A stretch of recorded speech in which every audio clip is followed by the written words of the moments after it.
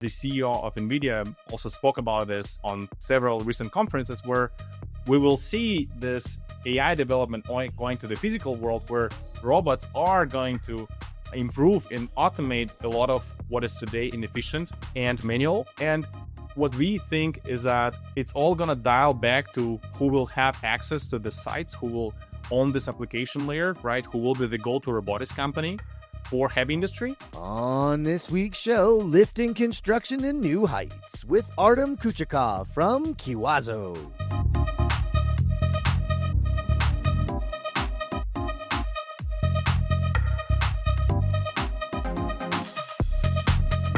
All right, we're back.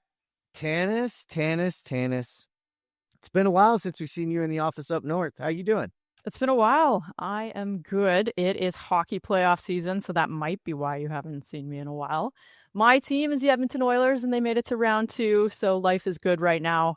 I'm cheering them on, but there's been some heartbreakers in the playoffs so far, so it's been good hockey. It's good hockey, and you think Connor's got it for the next one? He's the best player in the league, right? I mean, yeah. We have faith. We have faith. That one game on would have been a couple weeks ago now. They came back. They were losing, 30 seconds left. They tied it up, won in overtime. I mean, that's why we watch hockey, right? It's awesome. That's playoff hockey. And Artem, how are you? Good morning. Yep, doing pretty good. In fact, I'm in Germany this week. This is where our headquarters is, but in the process of moving to Texas. Moving to Texas. All right. Well, it's going to be a good place for the company and for growth. So, and we love us some Texas. So this show used to be based out of Texas. So we've got roots there. We'll be back with you in a minute. We're back on YouTube. We're also on LinkedIn. Follow us. Those shorts are going off. Follow the crew. Follow me. Follow the hosts and the guests. Are you trying to reach the innovators and decision makers in construction technology? Then look no further than sponsoring the ConTech Crew. That's right, we're taking new advertisers. Email us at advertising@thecontechcrew.com to learn more. So, Artem, talk to me about you and how you got here. We'll dive into what it is you're doing these days, but give us a little bit of a background on you. I am a co-founder and the CEO of Kewazo. At Kewazo, we automate maintenance and construction in heavy industry with robotics and AI. In general, I've been in the construction robotics space for over 10 years, and I'm a civil engineer myself, and I did my master's in construction robotics, and found this area super fascinating, and just been spending 10 years of my life here now. So 10 years in construction robotics. I don't think people understand that it's been around that long, and actually a degree, engineering degree, and then really focused on it. So how did you get drawn to it? While spending my time in civil engineering, I realized how backwards this industry is and how many opportunities are there. And I had this urge. I wanted to be on this cutting edge of technology, but at the same time, I really loved construction. My best toys when I was a kid was Lego, probably the same for you guys. Tell me if it's not. But always wanted to be in construction, but was always disappointed by how backwards construction is. So I found this really interesting master course at Technical University of Munich, which was dedicated to construction robotics. And that's kind of how this whole story started. Now, you found how backwards we are, which we hear a lot. But when you think about robotics, everybody thinks about the robot dog. Everybody thinks about Atlas, Tannis. We've had a number of different iterations. But where you landed was a little different. And this one's near and dear to me because, I got my start in the masonry world. So talk a little bit about the solution and just, the problem you were solving. Yeah, absolutely. When we started first with Kewazo, we kind of came from this problem space. So one of my co-founders and I, we were studying together and we were good friends, and we definitely wanted to do something real. We wanted to bring real impact to this world. We had this PhD trajectory, which we denied because we felt that it doesn't bring the real value to the world if you're staying in academia. Forgive me, all academia people. But we essentially analyzed what construction is about. So from the philosophical standpoint, if you think about any physical construction site, it's all about two main actions. It's getting the material where it needs to be and applying the material in a certain fashion, right? Like Lego for adults, right? Dialing back to that analogy. So we look into the applying process and we figured out that like the level where technology is today, if you are focusing on that area, you're probably going to be stuck with a single point use case for multiple years and you don't get to like expand and do like other stuff. So that's why we look into the material movement automation and we realize that that's actually much more exciting as an application case, because if you are figuring out one way to move material, by doing minor modifications, you can actually figure out how to move other materials as well. And that's kind of what first attracted us to the material movement space. Then we started searching for analogies where material movement automation was successful, because as you all know, construction sites are heavily inefficient and like labor intensive. So we had to look into the successful cases where automation and robotics were successful. And manufacturing and warehouse automation was really where we drawn a lot of inspiration, because if you think about Amazon warehouses today, they're like highly automated, right? You have robots moving the stuff around. You have the digital systems behind who are tracking where materials go. So this is why if you order a package today on Amazon, you can still get it in the same day or like next day, and which was not possible like 30 years ago. So our vision was clear, like how we can bring this Amazon fulfillment center directly on the construction site, like how we can enable that. And we realized that by applying robotics, you can tackle the physical world. And then this also enables your data collection that allows you also to digitize the processes behind and just make them more efficient and save a lot of resources. So in our case, we started with looking at the like material movement automation space. We broke it down to like vertical and horizontal, and because just doing everything at the same time will be like too much of a stretch. Mhm. Because as if you are like young company, you're starting with limited amount of capital, with limited amount of like resources. So you have to really find this use case. So in our case, we decided to double down on vertical material movement, because vertical material movement and any site today is a big bottleneck. And simply explained, people can walk horizontally, but people cannot walk vertically unless they have stairs. So if you look at any construction site, how the material move vertically, it's always going to be bottleneck. There are always going to be too many trades who have too little access. There will be maybe cranes, there will be elevators inside the building, there may be hoists. People will still do vertical material movement completely manually. So we when looking at different use cases and different problems, we figured out that this really interesting use case, which was scaffolding assembly. And that's how many people know us or heard about us, like scaffolding robot, simply because scaffolding just ended up being such a rustic use case and like so attractive for automation. It was really a low-hanging fruit for us, because what happens today at construction sites all over the world, that scaffolding trades, they usually don't have access to any cranes or hoists or elevators. And what they end up doing, they just standing in so-called man chains, like literally person after person at every level, and literally passing parts with their hands. If you go on our website, you can actually see some of these videos where people just stay in the chain lines of about 20, 30 people and just passing part after the part. And all this while having a big problem of labor shortage, and all this being highly inefficient and also challenging in terms of safety. So in this sense, for us, it was a no-brainer to actually automate this process, because it was a pretty defined use case, pretty clear value proposition. Because if you are able to have less people on the job and distribute the people that you have on this job to other jobs, you are effectively like saving a lot of labor costs and improving efficiency, safety. You impacting schedule. It's a solution to labor shortage because there's like no people who want to do this job anymore.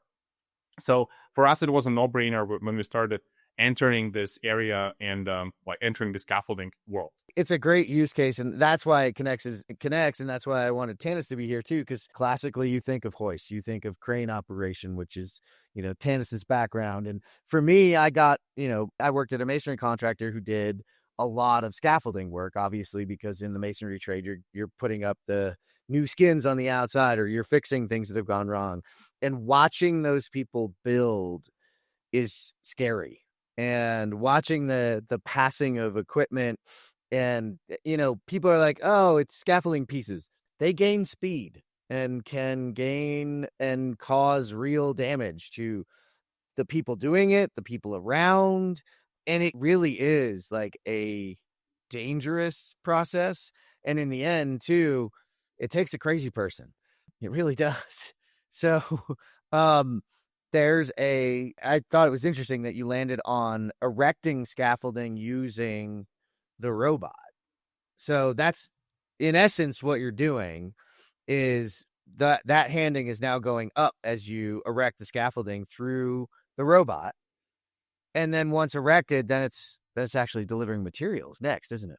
That is correct. And like talking probably a bit more about our journey, when we first started focusing on Kewazo, we didn't have a specific focus in terms of the industry. And we were tackling both commercial construction and industrial construction at the same time. We were still learning a lot about the industry and the opportunity and the use case. So what we learned over time, and probably which was my personal learning, that commercial construction is actually not the best use case for automating with robotics. And that might be surprising to hear for many people, but I learned in a hard way that commercial construction is really constrained in terms of players. There are like misaligned incentives, different players like GCs and subs and owners of the building. They have totally different goals, and sometimes that are not really connected. Like safety culture, like obviously we all are preaching safety, but in the reality, commercial construction world, safety will often going to be jeopardized for efficiencies and like cost savings. So in this sense, I don't know if you heard this analogy or if you read this post on LinkedIn, right? When Tesla was introducing their cars, at the first step, they were selling this high-end cars that is for like people who are like, will be buying those like expensive cars and like luxurious cars who can afford that. And the second step, they were like going down where it was like a bit more accessible for the mass market. And then the third step, it was like really accessible. Like Model 3 was accessible for the full market. So what we learned during our journey was that, you cannot like break this rule. You cannot start with the mass market right away. And a commercial construction was like a mass market in this sense. And effectively where like we ended up really focusing and doubling down on is industrial world. In several reasons here. Like first, it is in a sense a luxurious world where you have much more capital involved and much more at stake, right? Those industrial assets, industrial facilities, like 1 hour of downtime like costs a lot, like can cost several million when it's like oil and gas industry, for example.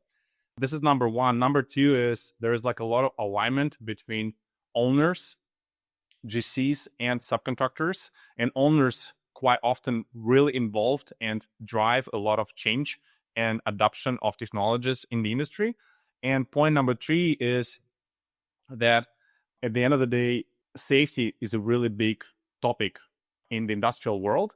Again, dialing back to the topic of efficiency, if a safety accident happens on the industrial side, there is like really big investigation taking place, leading to closing the site for several days, weeks, and causing a lot of reputational damages to asset owners and to GCs. So we found a lot of those effects. So Tannis, now you got it. You've got the industrial world and you've got scaffolding and replacing those cranes. So you got to have some interesting things to ask Artem. And we've got Lego, Jeff. So I'm we got going Lego to start too. with that. So Artem, you mentioned that you enjoyed playing with Lego as a child. I still enjoy playing with Lego. So full disclosure, I've got a couple Lego people up on my shelf that were given to me by a colleague, and I used to have the whole Lego construction site, but I had to scale it back a little because it was too much. One of the things I love about Lego is you can create and recreate and try new things. And it sounds like that's what you guys have done. I mean, you started out on one path, not quite sure which direction you were going to head. You ended up in industrial construction. One of the things I love about what you guys are doing is you're focusing on efficiency while minimizing footprint. And cranes, while they can do a lot of things, they do take up a fairly substantial footprint, especially large cranes. So there are limitations in some facilities because of the level of congestion, right? There's only so much space. You've got a lot of people, you've got a lot of equipment, you've got a lot of things moving around. The logistics are complicated. So I can absolutely see why you found such a fit in industrial construction, not just for the efficiency gains and the safety improvements, but also because of that reduction of footprint. You can do more with less space, and that's always a benefit. So I'm curious, as you guys have gone through this journey and iterated over time, where you are today, do you see that trajectory continuing in industrial construction, or did you eventually see more applications in commercial construction over time? Industrial construction is definitely our focus today.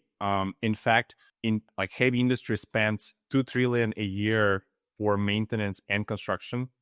So it's a really big market and it's a really big opportunity. Most of it is done inefficiently and quite labor intensively, right? It's not a secret to anyone. And the main question when it comes to this market is how do you approach it? Because let's be honest, heavy industry is not the most sophisticated technology buyers. So people in heavy industry don't with the exception of Tannis probably, don't go after new technologies and try to see how we can improve our world. People more okay, how do we survive until the next year, right? That's probably the most the attitude here. And the question is what we learned that what this industry really cares about is a clear return of investment and reliability. Can this tool, can this piece of technology save me money today, maybe tomorrow? And will this be performing reliably? So this makes it, on one hand, the application really hard, on the other hand, really simple. So in our case, as you mentioned, we're replacing cranes and manual handling. Everyone in the industry understands the value proposition, and it's a no-brainer in the sense. It's a question of do I have time to deal with this now, or do I have an opportunity where I can deploy it? So that was kind of where we found ourselves as our kind of foot in the door on the sites. Now, when we started moving scaffolding, people started asking us, can you move other materials as well? And this was Jeff mentioned, right? We have now the capacity to move other materials like insulation, paint, tools, equipment, some mechanical components during maintenance work. Big portion of what we do is maintenance as well, not necessarily capital projects. And what we're seeing in this regard, that because it's such a big opportunity, but so hard to enter, vertical material movement became our foot in the door in this world. So it's not a secret to anyone that when it comes to robotics and AI, right now, it's a bit of a wide space for heavy industry. There is no go-to robotics company like you have it in manufacturing automation or you have it in warehouse automation. So it's a really wide open space right now. And, we, how we see ourselves as Kewazo, we want to be that company who will fill this wide gap because there is a lot of opportunities. There is a lot of inefficiency that can be automated with robotics and AI. And what we're seeing now in the AI space, where you have, we all seen in the past 3 years where AI tools became much more accessible, right? So today, you don't need to be top PhD or postdoc somewhere in Harvard in order to have the best AI model running on a computer. Everybody has access to it. What we believe in is that there is this development called physical AI, and the CEO of NVIDIA also spoke about this on several recent conferences, where we will see this AI development going to the physical world, where robots are going to improve and automate a lot of what is today inefficient and manual. And what we think is that it's all going to dial back to who will have access to the sites, who will own this application layer, right? Who will be the go-to robotics company for heavy industry. And by getting on the sides, by getting their trust, by becoming their trusted solution provider, we are getting our foot in the door and position ourselves strategically in order to be able to bring this like technology and automation in the future. And that's why, definitely industrial space is our priority for years to come. So in the health and safety space, there's the fatal four, right? The four types of incidents that cause the most fatalities in the industry, and falls are one of them. And when I think about scaffolding, I think about, as Jeff said, people at heights doing feats that make my hands sweaty just watching them. It's you really have to have a lot of trust in the equipment that you're using, and a lot of trust in the people that you're working with. There's a lot of bravery that goes with that too. I could not be assembling scaffold at 200 feet in the air. It's definitely a unique skill set. But when I think about individuals that have to break the plane, they're using gin wheels and they're moving materials around. I mean, anytime somebody's leaning over some sort of barrier, or even if there's not a barrier, but leaning over a plane of some sort of horizontal platform, there's the risk of them falling. And that's, I mean, from any height, a fall can obviously cause injury, but can also be fatal. So I see a lot of benefit in terms of vertical material movement, where we're not having people breaking the plane in any capacity. You're moving material, they're taking it off the device and moving it along horizontal platforms where you don't have a risk of falling there. So I'm thinking about objections. So when you sit in a room with people and you say, here's what we do, people are going to have questions. And some people, I mean, we've all worked in construction technology a long time. You're going to get somebody who's like, yeah, we've been doing this for 100 years. We don't need that. In terms of setup time, what does that look like? If you guys are brought into a project and you're going to go set this up, how long does it take? Yeah, what we learned, the setup time, the setup flexibility is one of the main advantages, because people have zero tolerance for, if something takes more than a few minutes to set up, it's already not good. And this is a big differentiator of construction robotics to anything in manufacturing space or warehouse automation, where like setup cycles can be like 3 months, and you will have like 10 engineers being on site and like monitoring that and getting everyone on board. Construction, zero tolerance. You cannot expect that.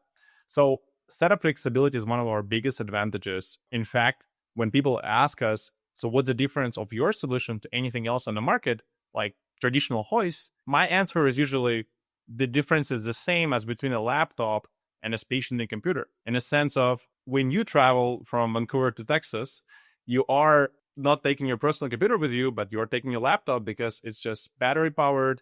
It's really easy to set up. It doesn't take much footprint. So the same as in our case, right? Our solution is battery powered, just set up by hands of people within a few minutes, and doesn't take much footprint. And that what allows us to be used in situations where today people will work completely manually or with cranes. So that's definitely one of our top value propositions. Yeah, that time to value. Can you leave it as a permanent installation? We do provide this as an option. In fact, those rail segments, they can be attached to the scaffolding directly or to assets, like in heavy industry. We have just deployed a unit in oil sands last week, and it was put directly on the asset of the like a big structure, because they have multiple maintenance jobs happening on the structure, right? Maintenance is generally a big application area for us, where it's not just capital projects, not just purely construction. A lot of money and time and energy is being spent on maintenance. So, in this sense, what we basically happens is that you have rails segments being permanently set up on certain spots of the plant, and then you just like leapfrog like the unit itself from one spot to another, and this way kind of create multiple situations when you can replace cranes and manual handling. Yeah, so you can literally attach it to the asset that's going to consistently be maintained and make delivering those materials faster and more predictive. That's what I'm interested in, because you keep saying AI, and explain how you guys are gathering data and using AI as part of the robotics and helping your clients kind of maybe go beyond just the safety and lifting materials, which is what we need, right? We need the safety first, and we need those things first and the efficiencies. But now what do you predict happening with this data, and sort of how will you use it moving forward? Yeah, So the advantage of robotics is that you have continuous automatic data capture. You don't have to have people anymore like writing down values or like putting them in the tablet or in their phones, right? It's all happening automatically on the background. And effectively, what we learned, what's happening on site is sort of like a black box that nobody has idea on, right? Only maybe people who are working, but everyone else, like project managers and everybody above, they are a bit in the dark. So having live operational data from your job site helps you to cut it like a window into this black box. So you get transparency of activities on site, and then you can use it in different ways, right? In a sense of improving, like understanding what's happening on my project, like reacting immediately, improving based on the historical data, uses for bidding purposes. And this is what transparency provides you. Our advantage is that we have multiple robots deployed in multiple sites in multiple geographies. We are operational in Europe and North America. So we know what good looks like. We have a benchmark of performance, and we can compare this benchmark with the performance of our clients. So we can tell them, hey, your job here is like 5% below industry average or 20% above industry average. And this is why. So now we also integrating an AI layer where this analysis is done like automatically. So it's a bit of a co-pilot that gives you insights on what's happening on your job without you needing to do like much digging. So in a sense, like really catering to your needs. I'm interested in what it's capturing as it brings it up. When you say passive, is it the number of lifts, the number of times it's going up? Like what kind of data is it actually grabbing that's helping out? Yeah, what we learned is that with information on weight, height, timestamps, leaf cycles, you can learn already a lot, especially when it comes to scaffolding, because like any material that like scaffolding material that is being transported, like 95% of is like being acted upon right away.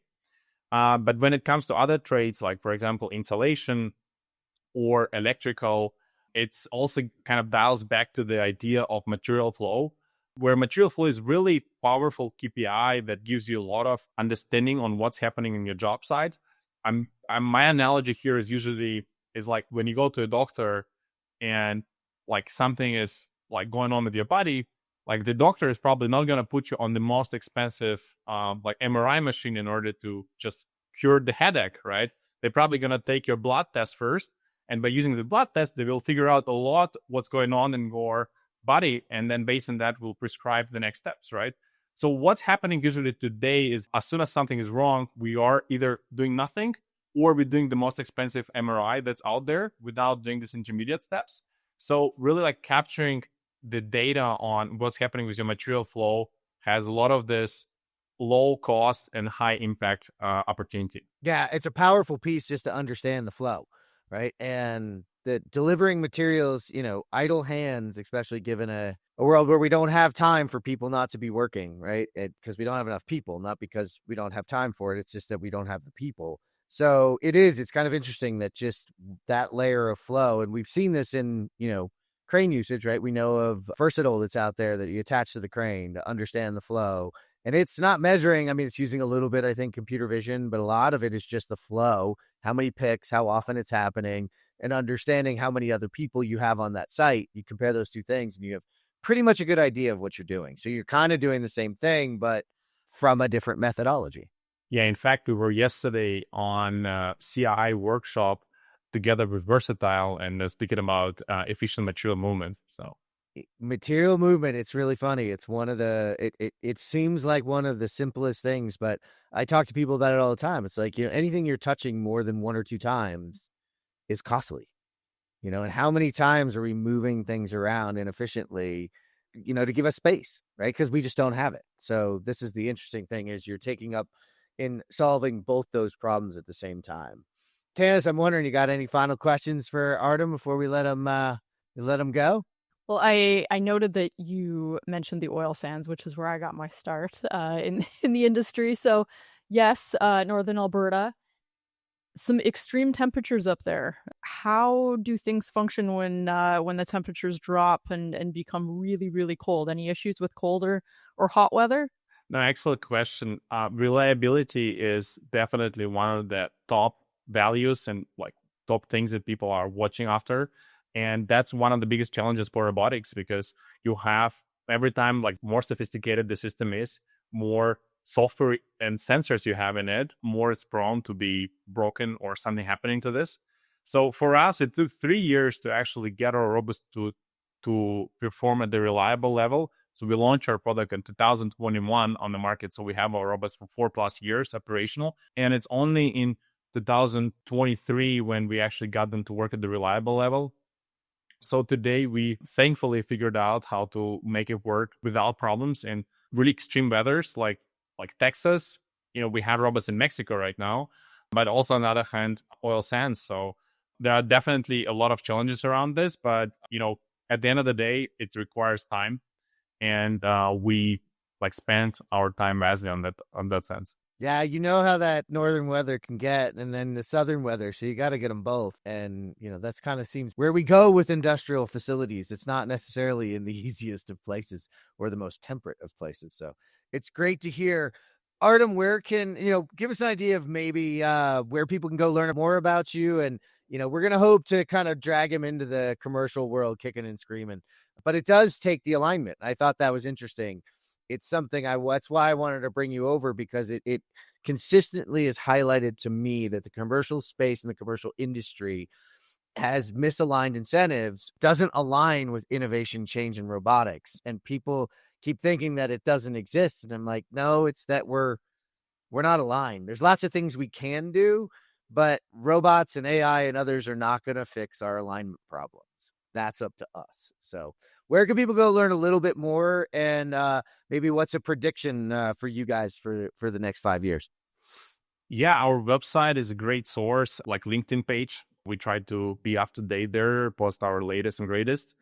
When it comes to predictions, we see a really big opportunity right now. We have clearly hit the product market fit, starting the last 12, 18 months. And we are rapidly growing. I think the only bottleneck for us is really spreading the word and getting people acquainted with our solution. So that's where we are today. Well, hopefully people are listening in, because now they're connected to you and can go check it out. Thanks so much for joining me, Tannis. Thanks for sitting down with me today. Thanks for having us. Always a pleasure, Jeff. Thank you for tuning in today to geek out for our interview with Artem Kuchukov. To read all our news stories, learn more about our guests, and to listen to this show, visit thecontechcrew.com. This is the ConTech Crew signing out. Until next time, enjoy the ride and geek out.